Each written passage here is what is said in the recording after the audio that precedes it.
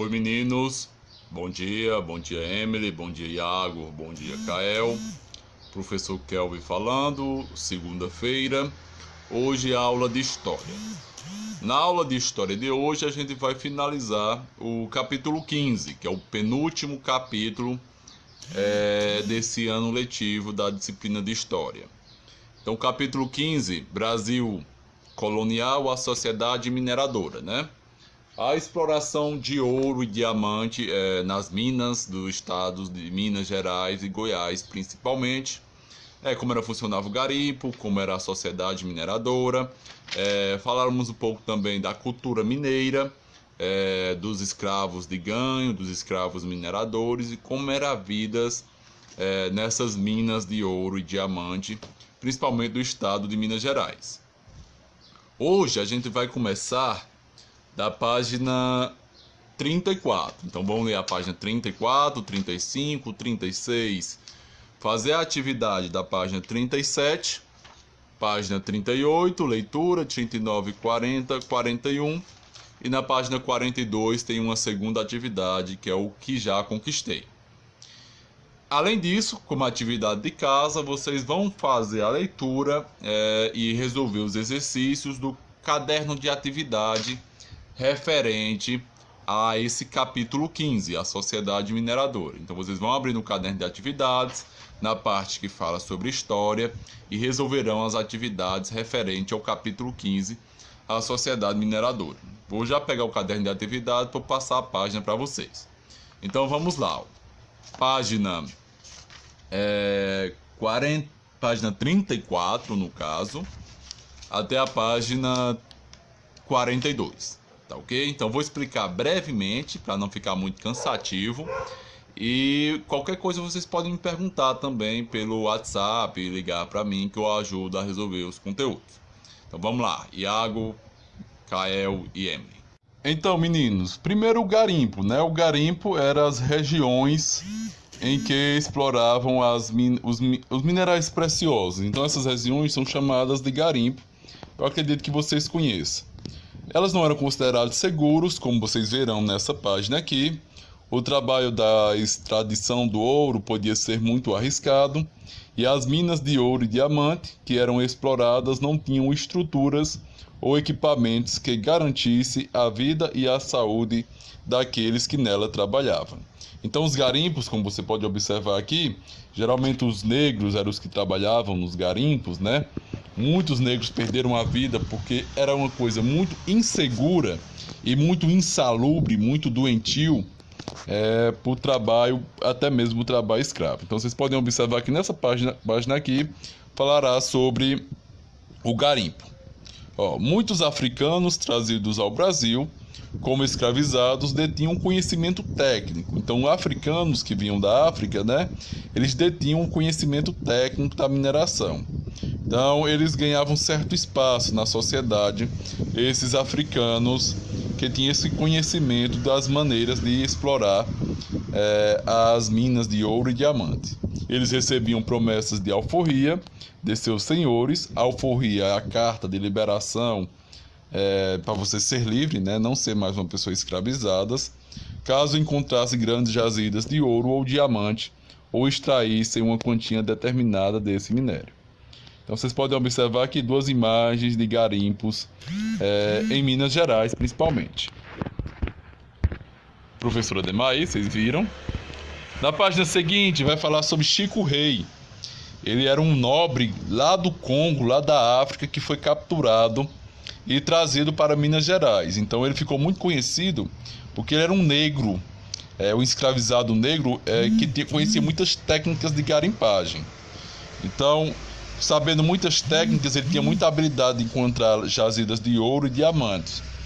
Ele uma vez encontrou, segundo a lenda, né, uma jazida tão grande, que o seu patrão deu a alforria a ele. E ele continuou trabalhando no garimpo, conseguindo mais dinheiro, né, comprando a alforria de outros negros. Então Chico Rei, né, que é um nobre, ele é da família dos reis do Congo, ele ficou conhecido na história por isso. Então vocês vão dar uma lida e vão entender mais sobre o Chico Rei.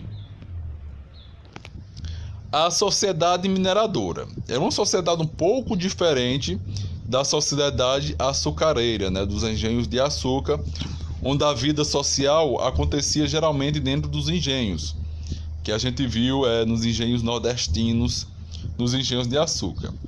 Aqui na sociedade mineradora, a vida acontece mais no espaço urbano, nas pequenas cidades que iam surgindo. Vai surgir também a questão do escravo de grã. Então, a vida no espaço urbano vai ganhando força dentro dessa sociedade mineradora. A sociedade que surgiu com base na exploração do ouro foi bem distinta daquela que é organizada na área açucareira do Nordeste brasileiro. Nesta, ou seja, na sociedade açucareira do passado, né, a vida estava restrita ao engenho. Na sociedade mineradora, a cidade se tornou o principal espaço de convivência. Nesse espaço urbano, surgiam novos grupos sociais. Então, os grupos sociais que surgiam nesses espaços urbanos da sociedade mineradora. Funcionários da administração colonial, militares, clérigos, comerciantes, artesãos, profissionais liberais, com funções específicas diferentes daquelas executadas pelos senhores de engenho e pelos escravizados da produção açucareira. Então, nessa página aqui, vocês vão ver um pouco sobre essas relações sociais dentro da sociedade açucareira. Esses escravizados que aparecem na imagem é o que ficou conhecido como escravizados de ganho, né? Eles desempenhavam um papel fundamental no abastecimento desses arraiais, desses novos centros urbanos que surgiam junto com a exploração do ouro e da prata. Então, nas vilas, o desenvolvimento da atividade comercial e da prestação de serviço era feito pelos escravos de ganho. Eles eram escravos, então escravizados, né?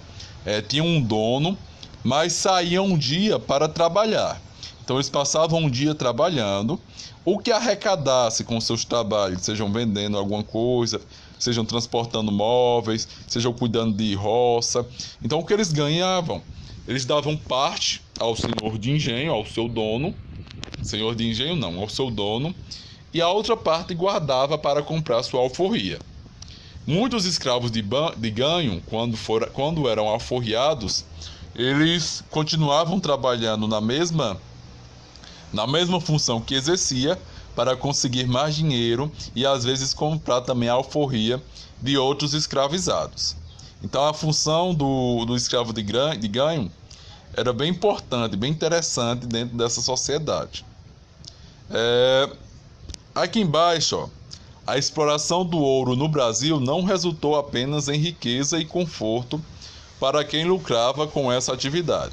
Então a exploração do ouro, apesar de trazer muita riqueza e conforto para os mandões, né, para os chefões da época, também deu origem a uma sociedade diversificada e complexa do que a formava pela sociedade açucareira. Então aqui vocês vão ler em cima sobre os escravos de ganho. É bem importante vocês focarem bastante sobre a função desses escravizados. Outra coisa que o livro traz é a representações artísticas em Minas Gerais, né?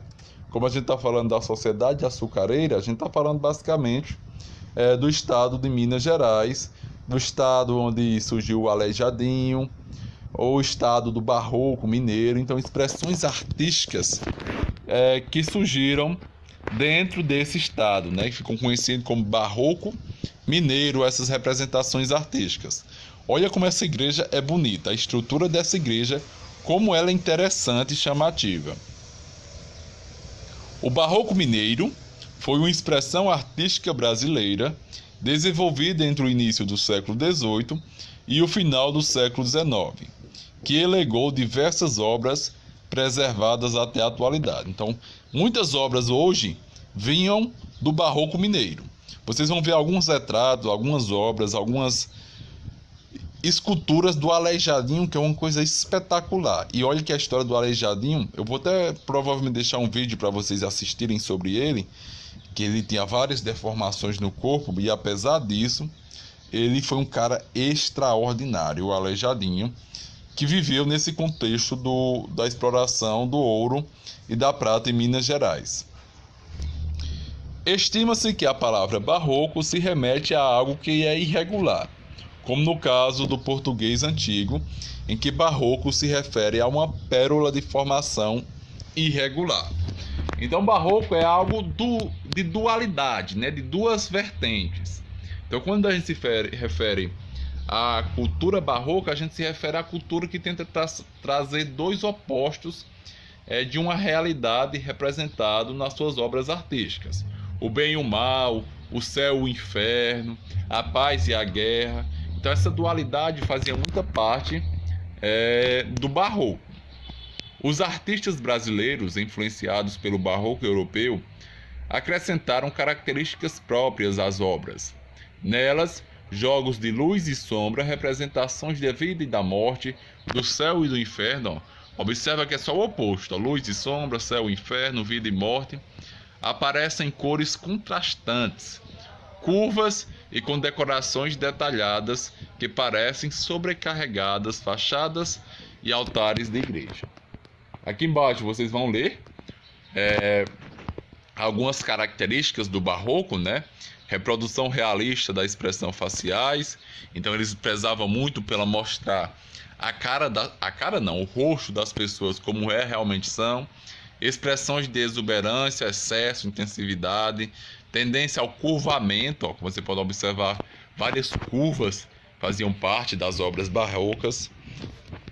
E lá embaixo vai falar sobre dois artistas muito importantes do barroco brasileiro e do barroco mineiro principalmente. O Antônio Francisco Lisboa e o Aleijadinho, os dois artistas mais destacados desse período. Como vocês vão poder ver aqui, vai falar sobre eles dois.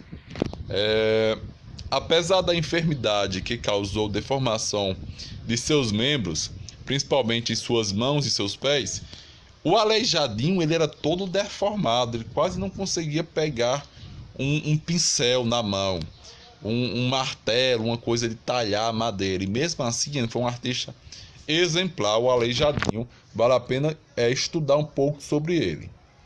Além das dificuldades impostas por suas condições físicas, o acesso a materiais e ferramentas nem sempre era fácil, pois Minas Gerais estava distante dos locais mais povoados. Então, além do Aleijadinho, né, tinha o Manuel da Costa Ataíde, o mestre Ataíde, que vocês vão ler também sobre ele. Aqui, vai falar sobre a música, a orquestra barroca, né? A música barroca também tem um legado muito importante dentro da cultura brasileira. Quando vocês lerem, vocês vão ver um pouco sobre isso. E existe a Orquestra Barroca, que existe um festival anual da cultura barroca e antiga do Brasil. E essa orquestra sempre se apresenta. Aqui estão se apresentando no Festival Internacional de Música Colonial Brasileira e Música Antiga, que traz um pouco dessa cultura barroca, dessa cultura do tempo do Brasil, da sociedade mineradora brasileira. E aqui embaixo mais uma atividade para vocês fazerem. Vocês vão ler essa representação da obra A Santa Ceia do Aleijadinho, com Jesus Cristo na última ceia antes de ser traído por Judas, né? Os 12 apóstolos. Observa os detalhes do rosto, a razão, a perfeição da obra do Aleijadinho que ele conseguiu fazer. E aqui embaixo tem uma pequena atividade para vocês resolverem. Mais adiante, essa pesquisa vocês não precisam fazer. A pesquisa, não façam a pesquisa. E aqui embaixo vai falar um pouco sobre a Índia, que enquanto acontecia a sociedade mineradora aqui no Brasil, a Índia conseguia sair do domínio mongol. Eles começavam a expulsar os mongóis lá nas terras deles, e vocês vão ler um pouco sobre o Shivaji, que foi uma figura histórica da Índia. Terminando aqui, vocês farão o caderno de atividades. Então, meninos, terminando a leitura do capítulo A Sociedade Mineradora, vocês vão fazer o que já conquistei, né? Deixa eu colocar aqui na página o que já conquistei.